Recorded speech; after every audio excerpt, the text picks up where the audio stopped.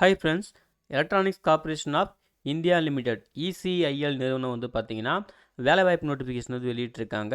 அதாவது project engineers, assistant project engineers அப்படின்ற போஸ்ட்டுக்கு. சரிங்களா? இது வந்து பியூராக ஒரு கான்ட்ராக்ட் பேசிஸ் தான். இனிஷியலாக உங்களுக்கு வந்து 1 இயர் இருக்கும். அதுக்கப்புறம் 4 இயர்ஸ் எக்ஸ்டெண்ட் பண்ணலாம் அப்படின்னு சொல்லியிருக்காங்க. அது வந்து உங்கள் பர்ஃபார்மன்ஸ் தேவையை பொறுத்து இருக்கும் அப்படின்னு சொல்லியிருக்காங்க. சரிங்களா?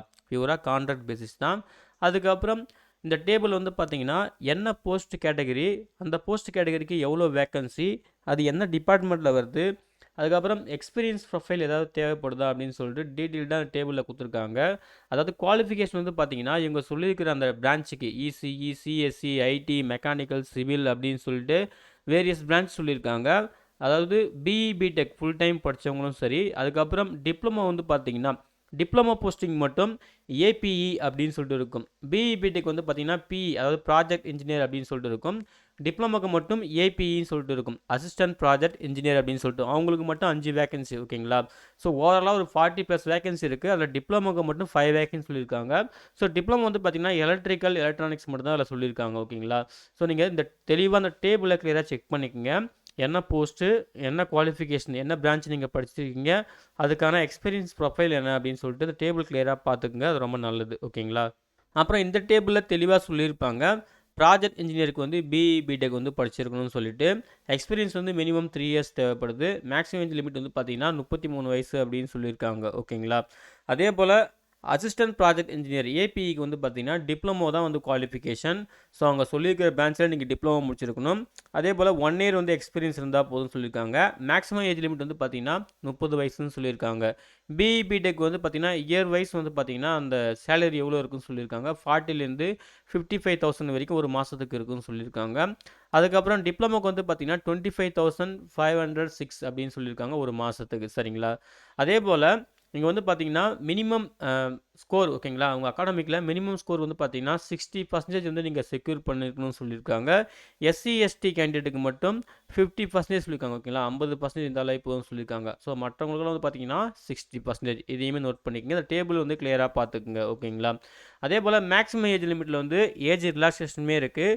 ஓபிசிக்கு 3 இயர்ஸ், எஸ்சி எஸ்டிக்கு 5 இயர்ஸ், பிடபிள்யூடி கேண்டிடேட்டுக்கு வந்து பார்த்தீங்கன்னா 10 இயர்ஸ் இருக்குன்னு சொல்லியிருக்காங்க.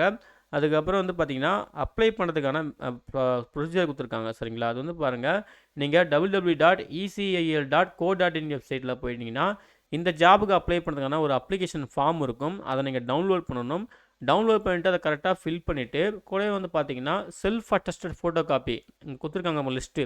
இந்த லிஸ்ட்டில் எதெல்லாம் உங்களுக்கு அப்ளிகேபிளோ அதை செல்ஃப் அட்டஸ்டட் ஃபோட்டோ காப்பியோட இன்க்ளூட் பண்ணணும். சரிங்களா? இன்க்ளூட் பண்ணிட்டு பார்த்தீங்கன்னா நீங்கள் வந்து டேரெக்டாக வந்து இன்டர்வியூ வந்து அட்டன் பண்ணுற மாதிரி இருக்கும். ஓகேங்களா?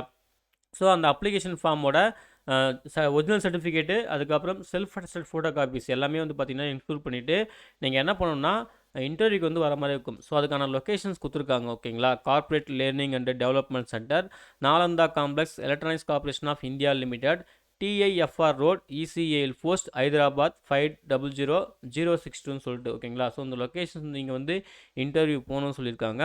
டேட் வந்து பார்த்தீங்கன்னா ஜூன் 12, 2025 வியாழக்கிழமை. ஓகேங்களா? மார்னிங் 9 ஹவர்ஸ் ரிப்போர்ட் பண்ணுற மாதிரி இருக்கும்னு சொல்லியிருக்காங்க. ஓகேங்களா?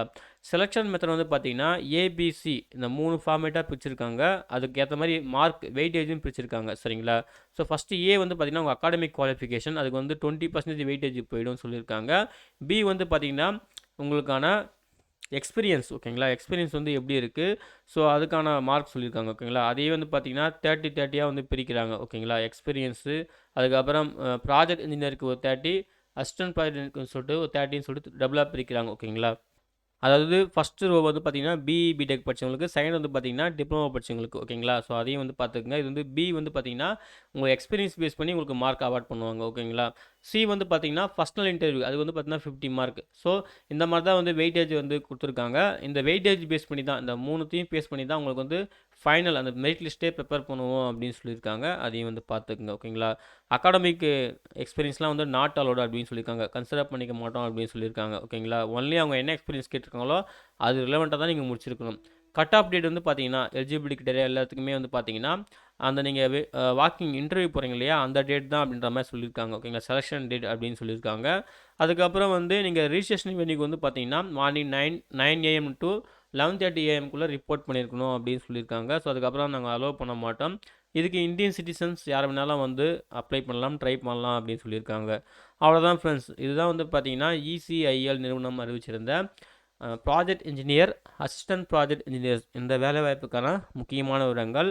ஸோ நோட்டிஃபிகேஷனை கிளியராக ரெஃபர் பண்ணுங்கள். உங்களுக்கு எலிஜிபிலிட்டி கிட்டெல்லாம் மீட் ஆச்சுன்னா கரெக்டாக ப்ராப்பராக அப்ளிகேஷனோட ஃபில் பண்ணிவிட்டு இன்டர்வியூக்கு வந்து போயிட்டு அட்டன் பண்ணுங்கள். சரிங்களா? அப்ளை பண்ணுற எல்லாருக்குமே wish you all the best. Thank you.